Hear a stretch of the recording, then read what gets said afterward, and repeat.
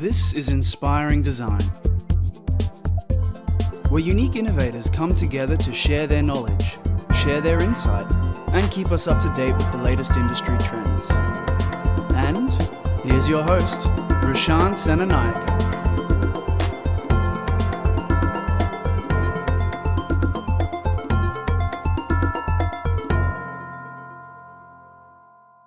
All right, guys, welcome back to another episode of Inspiring Design with myself, Roshan, and we're here with a very talented architect from PDT. She's been registered as an architect and been practicing in the industry for 20 odd years.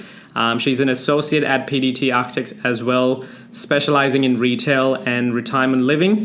She's got a very high passion for sustainability. She's done some projects such as Centre on James Street, Harvey Bay Stocklands Shopping Centre, Garden City Westfield in Queensland, as well as town centre rejuvenation schemes in the United Kingdom. And I think one of the other key projects is the Emporium Hotel in the Fortitude Valley. So other than that, let's kick things off. Welcome, Natasha. Glad to have you on board.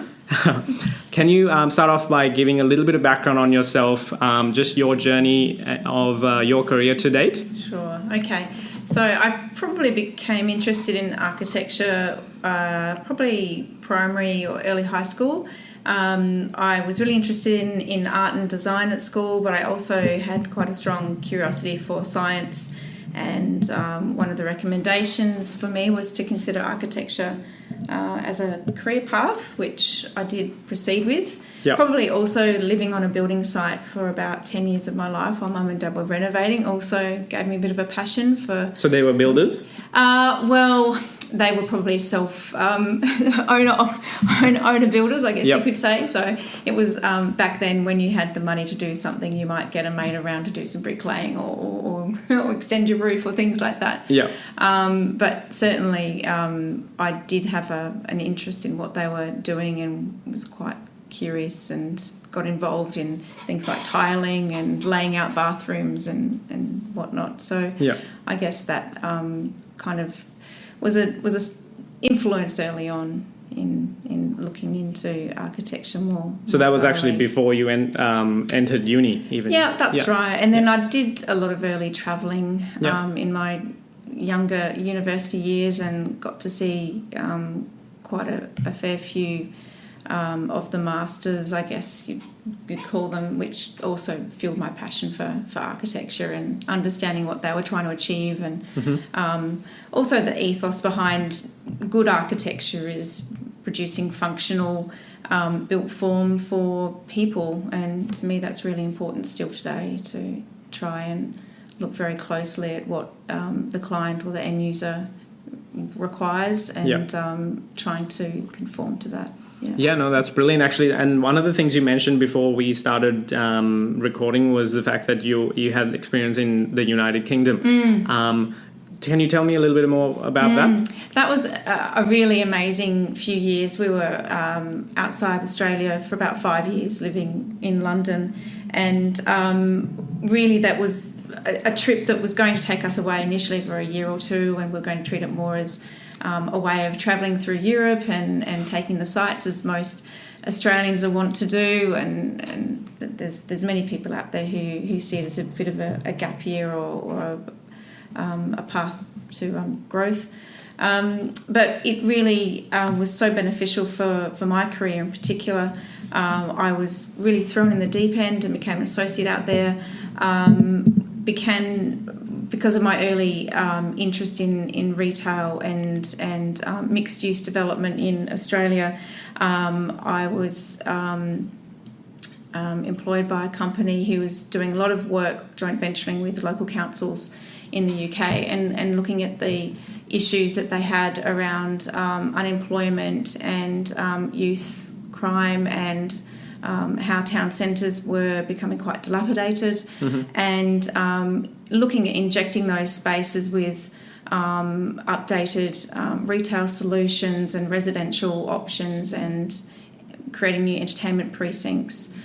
So for me it was really interesting work and some of the best years of my career, really. Yeah, that's awesome to hear. And I think bringing that experience here, a lot of the projects that we'll be working on would have that influence. So I think your firm is lucky, and then the clients are lucky as well to have that diverse mindset. Thank you very much, Rashawn. One of the questions that I always get asked, especially from different types of listeners, like my students from tertiary as well as teachers, is understanding exactly what the architect's registration process is in Australia. Having gone through architecture myself, I'm aware of it, but it's a very long process that can take a lot of time and years of training.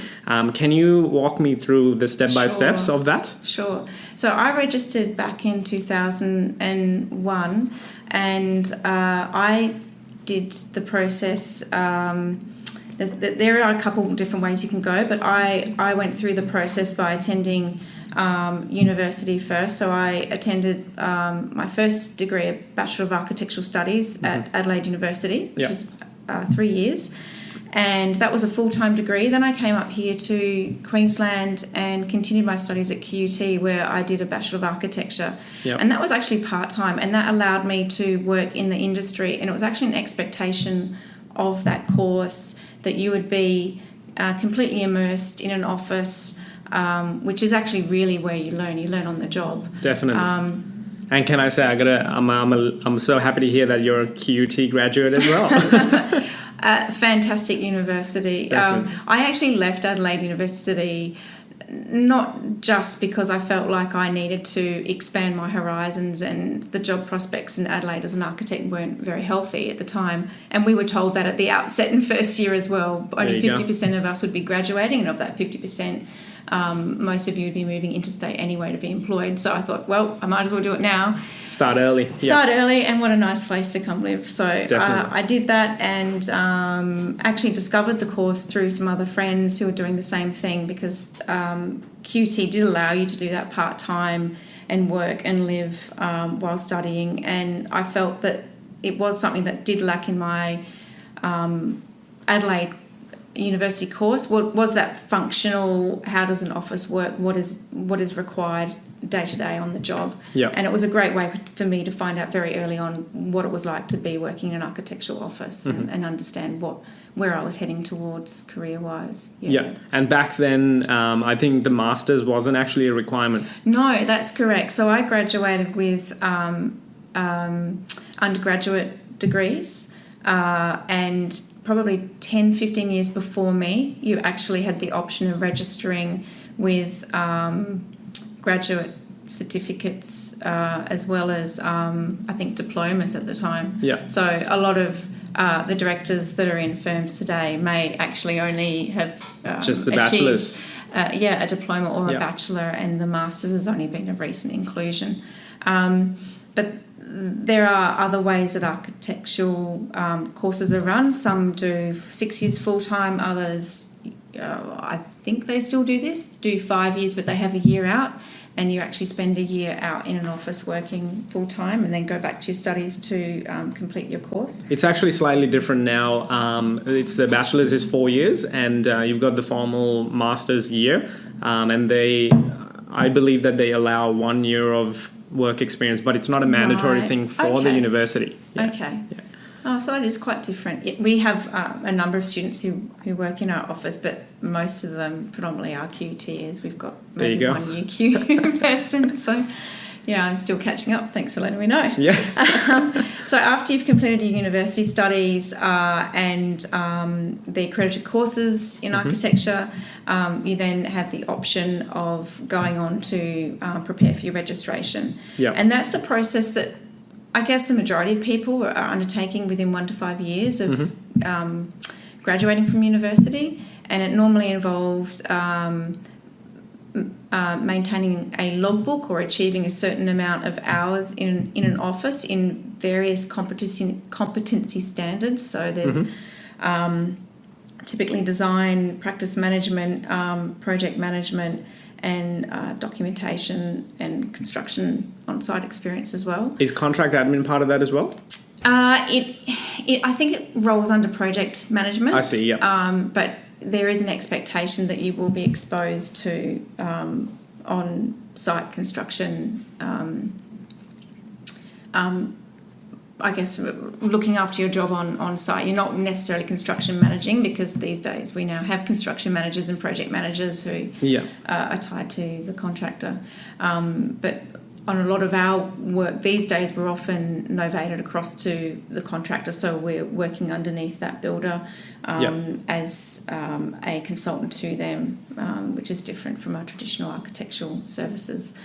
But without going into too much and bogging down on that, so after you've done your logbook and your required hours, you then get the ability to sit for a written examination.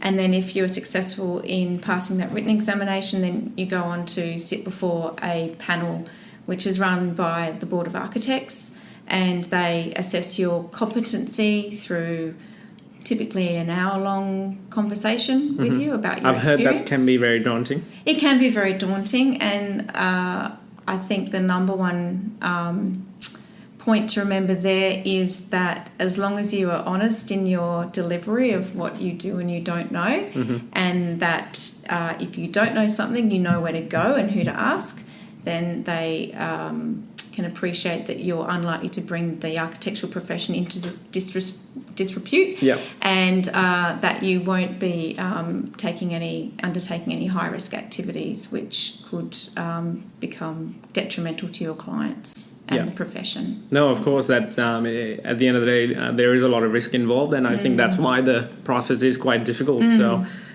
just on the logbook, do you know how many hours exactly? Because this is a question that I get asked a lot. Right, okay. Do you know how many hours that they need currently. to? I could definitely ask one of my students who's going through the process right now. What I've heard is it can be 2,000 hours or 3,000 hours, which equates to roughly 1.5 to 2 years working full time. That's what I was told when I was going through university. That's about right. It's typically about a year of full-time employment. Yeah. But the specifics around that, I'm not too certain. Yeah, no, that's fine. And I've heard that there's frequency. So, for example, if you do fail to pass your written examination, you can always start again. Yes. Do you know how often that the rounds are held? My understanding is that at the moment they're held every 6 months. So there's normally a summer and a winter. Yeah. My understanding is that if you don't pass the first time, you can sit multiple times after that. There are, however, fees associated with that, so it's not it's not exactly a cheap process. But there are also a few courses that the Australian Institute of Architects run to assist in preparing for your practice exams as well, and I know a number of students like to participate in that. In that process. I think that's a valuable resource for the listeners, whether they're a student or teachers. I think to know and guide their students to point them towards the AIA. I think that's actually beneficial. Thank you for that. With regards to the actual process and using the word architect in Australia, I want to bust this myth that it's almost. I feel like it changes from country to country. A lot of people call themselves a graduate architect right after university because an engineer is allowed to do that. What's the go with it in architecture? The general rule of thumb is that if you're not registered, you cannot call yourself an architect, because that is a protected entity. Australia-wide under the Architects Code of Conduct. And it's also relevant to note that if you are registering in one state, you do not automatically have right to practice in another state. So you do have to seek registration to practice in another state. And that's typically a fee and a process where each board in each state will just check that you are fit to practice in their jurisdiction. And once you are registered, you can call yourself an architect. And I believe after that, every year you must attend and keep an X number of CPD points for continual development. Continuing professional development. I'm just tidying that up now. There you go. It's due typically around the end of March every year. So you'll often see a lot of architects doing a lot of extra study around that time. It's 20 hours total, and that's made up of 10 hours or CPD points, which are informal, and that might be anything from attending a conference to doing your own reading or research or brushing up on practice notes, to formal continuing professional development, which is normally conducted by a registered entity, and there's a certain amount of interaction or participation that's expected, or the content is tested to make sure that the architect has actually done the study or attended the course. And then we submit that requirement with our registration fees once a year. And so you have to pay to be call yourself an architect? Yes, you do. That's right. Well, that's so that our board can keep doing the work that they do to protect us as an entity, and also assist the public as well, because they certainly want to make sure that architects are practicing proficiently and protect the public that way as well. And then we also just need to verify that we are fit to practice, both mentally and physically, and also that we haven't brought the profession into disrepute and haven't gone through bankruptcy or anything like that. So we're business-wise fit to practice as well. I think that's why the word architect comes with a lot of respect and heaviness almost. And I feel tired just listening to the whole process. Sometimes it is a little tiring, yes. Yeah, but I think it's a worthwhile journey once you actually go through those hurdles. That's and right. And props to anyone who actually goes through that. I'm actually guilty of deferring from that, but each one for themselves. So I'm actually very glad to hear, and I know a lot of my students and teachers will be very happy to hear and understand that process. So I want to actually now move the conversation to understanding how the architect's mind works a little bit and understand how the design process behind an actual practicing architect works in an office capacity and in the industry. Can you shed some light on how do you start to, even when you have a client and you've been given a brief, how do you start designing? How do we start? That really depends, Roshan, on where we are coming on board into a project process. So I guess the traditional service is from feasibility stage right through to post-occupancy. So everything in between that is design, documentation, so that a contractor or a builder can take the information that we've put forward about our built form and take that away and then construct it.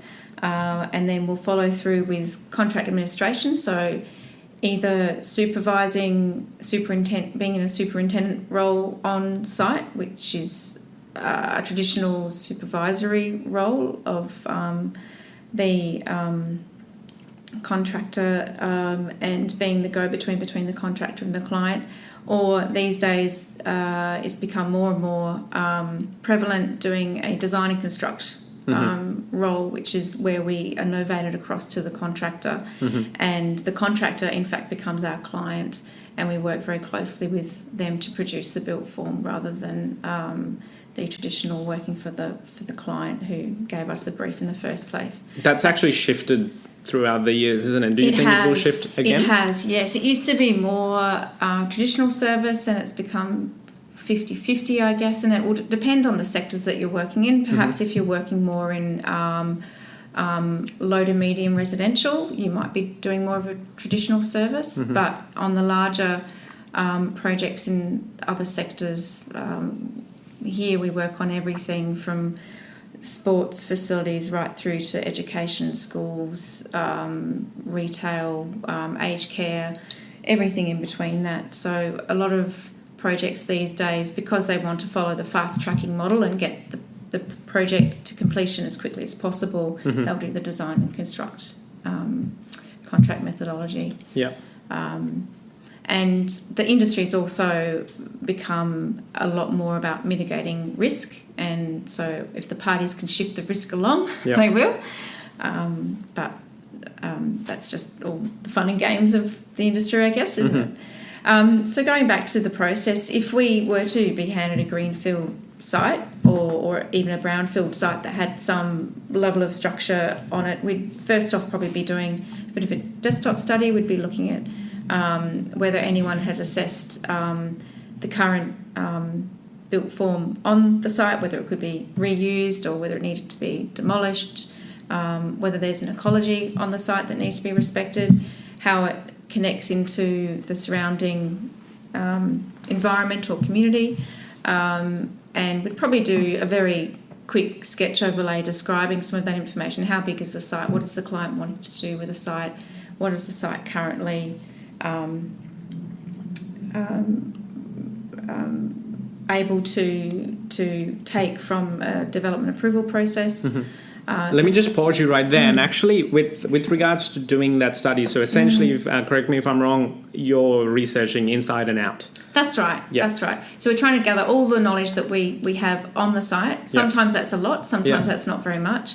Sometimes the client may have engaged other consultants already to do a lot of this initial research. So there might be an environmental scientist on board if we know that there's, say, a koala corridor across the site. We'll be working with a town planner who will have intimate knowledge on the council zoning and what can and can't be done on the site. We might already be working with some other engineering consultancies such as civil or if there's any known stormwater or flood mitigation issues across the site. So we'll just be building up a bit of an image of what is existing on the site and what could possibly be done. And sometimes that might be as far as the client goes, because they may only be looking at the property to purchase. They may not even own it at that point. They may be looking at how they can financially make the project viable at that point. And then once we've done that, if we get a green light to go ahead, we'll then be working on formulating a brief with them. Sometimes clients come with a brief. Sometimes we're reverse briefing back with our knowledge of other projects and putting together some of those parameters about what they might need for their end users. And then we'll move into sketch design phase, which is, I guess, what most people think of architects as constantly doing. I wish I was sometimes. That's the most creative. Just drawing 24/7. That's right. That's the most creative part, and that's when we put out our yellow butter paper. And see, that's actually something that I really want to elaborate, because schools and universities obviously really encourage hand sketching and using trace paper and iterating over and over again versus jumping straight on computers. And that's something that I wanted to ask in a high-end firm like such as PDT as well. Do you use trace paper and the hand sketching that you do, just the old-fashioned pen on paper? We do still do that. And I think even amongst our younger colleagues, they are still very much about that fast iteration, as you put it, of overlaying and overlaying and overlaying, because the mind is moving a lot faster, I believe, still than what our AI can do. Definitely agree. So until we can actually tap into those brain waves and put them somehow out into the computer, I don't think we can quite capture it fast enough. And I think it's just it's a very nice way of working. It's tactile. You can very quickly build up sets of options, and then depending on where you like to go and how early a process you like to move something onto the software programs.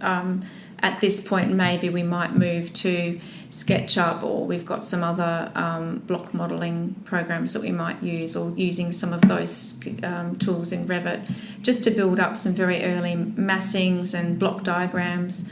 At that point, we'd be looking at relationships and connectivity, both on the site and off the site. So, from the point of view of the end user? Yeah, from both the end user and also what the client would like as an outcome. So sometimes they don't always align. So you're essentially having to empathize with two end users, your client and whoever the actual occupant might be of that space.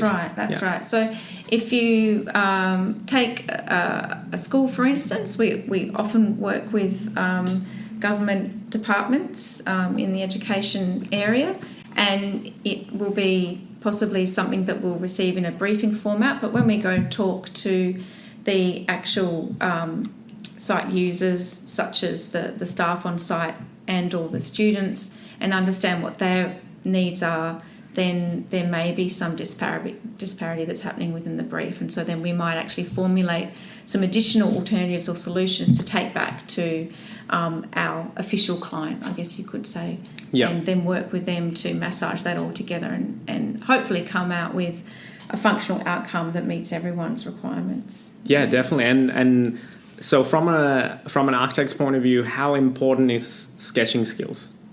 I think it's still very important. I want to say that it's extremely important. Mm-hmm. I think just as a way of thinking, I know myself, having worked extensively in BIM almost my entire career up until around 5 years ago, it is, I think, something that you can become very lazy at if you're not doing it all the time. And I think there's still something very lovely about being able to sit and communicate with a client and do so using your sketching skills, whether it be in 2D or 3D. And when you're doing quick sketches, I still do a sketch and put it on the photocopier and sketch over it and then whack a title block on it or scan it in and put it on Photoshop. We're still hand writing notes. We're still doing quick little charrette exercises where we might just have a couple vignettes of what we imagine the project to look like, and doing a quick elevation, things like that. It's also important when you're marking up work as well, working with your documentation team as well. So if you want to detail something out, if you're looking at, I don't know, for instance, a timber pergola connecting to a building, you want to understand how that is actually being arranged and how maybe a builder might pull that apart and then put it back together on site, then you do need to be able to sketch. Yeah. And one of the things you mentioned was BIM, and for our listeners who are not aware of BIM, BIM actually stands for Building Information Modeling. And I was actually lucky enough to be part of some QUT Building Information Modeling research back, I think, at least 5 years ago. And it was early days a little bit, but we were exploring the possibility of 12th dimension modeling up to 12th dimension. How has it been in practice? Do you actually explore up to 12D, or whereabouts do you land in, or in your experience? This is probably a little beyond me, Rashan. Well, we've really begun exploring areas outside of 3D. So something that we've really found useful recently is point cloud surveying. So where we've got an existing site and we want to very quickly establish what is where, traditionally we'd have to go out onto site and measure that by hand and then mark that up and bring it back to the office and then input it into our computer modelling program, whether that be ArchiCAD or Revit. These days we can send a surveyor out there who might have a drone or a computerised surveying dumpy, I guess they used to be dumpies, but I don't know what they would call them now. And it can just within a day or so get all the information that would have taken us weeks to compile, and to a very intricate level. So if you have a heritage listed building, you can very quickly build up a 3D image just by using that type of equipment, which we would have used traditionally measuring and photographic recording as a way of achieving the same result, but in such a finite period of time. And then we were talking before we started on VR and whether we're using VR in the industry, and yes, we are. When did it actually come into play from PDT point of view? We've probably been playing with it for about 3 years. And we obtained our first headset possibly 2 years ago, and before that we were playing with some of the technology that was available in apps on phones. But we've been using that to help clients understand some of the architectural design that we've been putting forward for certain projects. Some of those projects, in fact, have been with Queensland Rail and helping them to understand some of the spaces, because I think if you're not in a design profession, it can be very hard sometimes to visualise these things.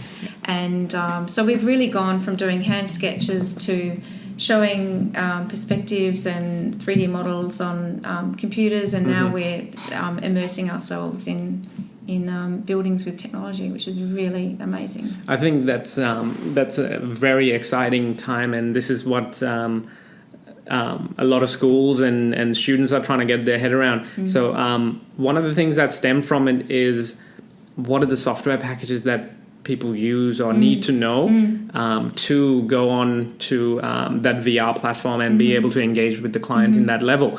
So you mentioned SketchUp before, you've mentioned Revit and ArchiCAD. Can you guide me through the process of where these software packages fit in along the design process? That's going to be different for every architectural practice, because a lot of practices might be reluctant to get into using software packages to develop up the projects until much later in the design process, while others are quite comfortable bringing that in very early on and might jump straight into SketchUp and not really use much hand sketching at all. But typically we'll use SketchUp to a point in our early documentation processes. In the concept design phase? In the concept design phase, and possibly up till the end of the development approval stage. And then would normally move to Revit and then start using Revit for our documentation. So that's doing our working drawings, which are then used by the builder or the contractor to physically build the structures. And Revit and ArchiCAD are the building information modeling platforms. That's correct, yes. And from what I understand, although we don't have many clients who take this up, both of those programs can cope with post-occupancy through various add-ons. So they can use those for their building management systems and start monitoring things like their maintenance of services, the ongoing quality of the indoor environment, everything from heat loads on the buildings and how the buildings and energy are efficiency energy measures, efficiency, lighting, all of those sorts very of powerful packages, I think, and they keep adding extra functionality to it, and I think it's hard for us to even for an architect who uses it every day to keep up with the changes. Is that right? That is right. And say 5 years ago when I was, it's probably longer now, 10 years ago when I was working out in the UK, they were just beginning to get their head around everyone moving to Revit, and that was becoming a mandated requirement over there, which I found really interesting. But they're working towards being able to then construct the buildings, and then at the end of life of a building, take the building apart, and then using the embedded information in Revit to do that, and to keep track of where that materiality is then going, whether it's upcycled or reused or it's just amazing. In my research on BIM, we actually found that we can get to a point where you can theoretically even start to simulate the productivity measures of labor forces on site, and estimate how long something might take to rise and actually build, and as well as if there, for example, restrictions on cranes turning circle, delays on those things, and looking at 100-year rainfall and weather predictions, and estimating those delays or contingency plans can be put in place. Then all those things are quite apparently theoretically possible right now, and it's been implemented in the software, but I haven't necessarily seen it being rolled out yet. Based on my experience, have you heard of any of those capabilities yet? Certainly, when we start looking at some of the Revit capabilities, and I'm probably not the best person to talk on this, but I do know the technology exists. We've begun to see a lot of builders actually start to embrace these platforms as well. So they will actually be employing staff design managers with this skill set, so that they can take some of our massing models and look at how they're going to sit on the site and start working out their site management strategies. And as you said, things like crane turning circles, or how long they might need a crane on site for which parts of the project, and dividing up their packages and working through that. even just for the building team to have an understanding of what the output is going to look like, rather than trying to just put it together with plans, elevations and sections. That's been really important in one of my last projects, where they were asking for updates every few months on the model. In terms of the sustainability, there's a huge field out there looking at building performance and building resilience, and I feel that that's becoming more meshed into the use of software like Revit as well. It used to be Green Building Studio, and I think that's now got a new iteration. Unfortunately, in this particular office, we don't get to use a lot of that at this point. There's either not a call for it with clients, or clients have already engaged a ESD consultant who are providing us with that added input as we're going through the process, the design process. Yeah. And in terms of, do you use Revit or ArchiCAD to then jump into VR, or are there other software platforms or rendering platforms that the firm uses to bridge onto virtual reality? I believe there are other packages that we will put the Revit output through. I couldn't tell you exactly what those is. It Lumion, V-Ray, Kirkthea? Do those names? V-Ray is one of them that we use, and then if we're doing more photorealistic renders, which aren't necessarily going down the VR path, I think they're using things like Rhino and other programs to process.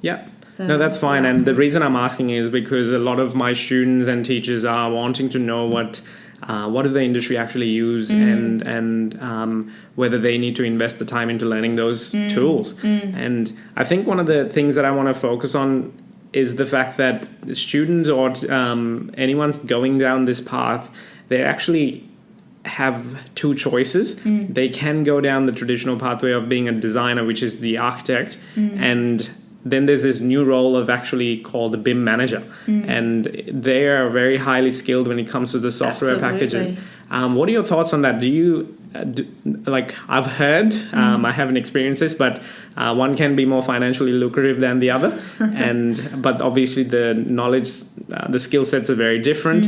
What are your thoughts on that? I think the BIM managers that I know have organically grown from an architectural or a technician's background, and they've just had a keen interest in technology or the software packages themselves. And it's the type of role which I think is more and more being actively recruited for, whereas it used to be, hey, does anyone want to do this in the office? Or you like computers, so you can do it. And in terms of whether one is more lucrative than the other, I think that's probably on a case-by-case and a skill set basis. I think definitely the best BIM managers I know have always had, first and foremost, that technological background in architectural documentation, because they still need to be very cognizant of how to put the building together, and that way they can best value add to the project team and make sure that we're keeping on track with our deliverables. The other way of approaching it, I guess, is someone who's really into the software and has segued across from a more just pure IT background. But I've not worked personally with people who've come down that path. There's certainly roles in our office anyway for IT managers, so that you'd probably just want to stick with that if you were interested in architecture but came through the IT avenue. Yeah, because I know a lot of my students have asked me this question, where they want to get, it's that almost that battle between they need to learn Revit or ArchiCAD because it's an essential skill, but they don't want to become a draft person or get stuck with just doing Revit work. Sure. Do you have any advice on students that are coming up or even graduates entering the industry, how they can balance that, and even if they have a preference towards more design work, how they can not get stuck as a quote-unquote, CAD monkey? Sure, yeah. The students that we have in our office are always encouraged to communicate where their interests lie, and then we best cater for that. So even though we have some amazing, and I mean gun Reviters and amazing SketchUp staff, we're still also seeing the value in getting them out onto site, so whatever they're documenting back at the office, they actually can physically see that on site and understand how that's being put together. And I think that's of great value to anyone in architecture. You really want to see the process through from where to go. So if you're working in an office where you're stuck in a corner and you're only getting to CAD, then speak up. Put your hand up. And just let your project leaders know that you really want some breadth of knowledge, and whether that's something that they can accommodate on one particular project or they need to consider for the next one, it's still worth them knowing. And if you communicate that, then they can account for it when they're resourcing up the next project. I think that's very valuable advice. And when you mentioned the gun SketchUp artists, SketchUp technicians, one of the I got to give a shout out to Daniel Zullo. Yeah, he's one of my Dan's trainers amazing. as well. Yeah, and he's a registered architect here at PDT as well. He's a lovely human being, and the way he interacts with teachers as well, they love it, and he's full of enthusiasm. He is, and he's literally our best, most loved trainer, I would say.